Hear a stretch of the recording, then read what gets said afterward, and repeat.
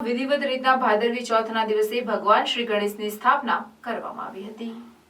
છોટાઉદેપુર જિલ્લામાં જાહેર જગ્યાઓ પર અંદાજે 400 કરતાં વધુ જગ્યાઓ પર ભગવાન વિઘ્નહર્તા ગણેશની વિવિધ સ્વરૂપોમાં પ્રતિમા સ્થાપિત કરવામાં આવે છે। 10 દિવસથી પૂજન અર્ચન અને ગણપતિ બાપા મોરિયાના જયઘોષ સાથે છોટાઉદેપુર નગર તથા જિલ્લાના વિવિધ વિસ્તારોમાં ધાર્મિક વાતાવરણ ફેલાશે। સમગ્ર જિલ્લામાં ઉત્સાહ જોવા મળ્યો હતો।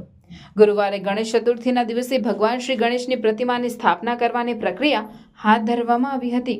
ચુસ્ત પોલીસ બંદોબસ્ત અને સીસીટીવી કેમેરાની નિગરાની હેઠળ ભગવાન ગણેશને 10 દિવસ સુધી આતિથ્ય માણી આનંદ ચૌદસના દિવસે વિદાય આપવામાં આવશે, જેમાં જિલ્લા પોલીસ ખડે પગે તૈનાત રહી કોઈ અનિચ્છનીય બનાવ ન બને તેની તકેદારી રાખવામાં આવશે તેમજ કોઈ અનિચ્છનીય બનાવ ન બને તેની કાળજી રાખવાની સૂચના યુવાનોને આપવામાં આવી હતી।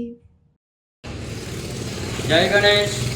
આજે ગણેશ ચતુર્થી છે એટલા માટે અમે ગણપતિ દાદાની મૂર્તિઓ વેચીએ છીએ અને અમારી દુકાને ગણપતિ દાદાની મૂર્તિ લેવા માટે આજુબાજુના ગામના લોકો પણ આવે છે।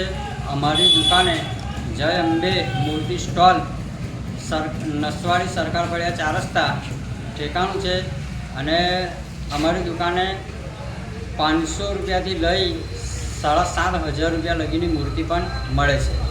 જય ગણેશ। શું નામ? પાઠક ધર્મેન્દ્ર।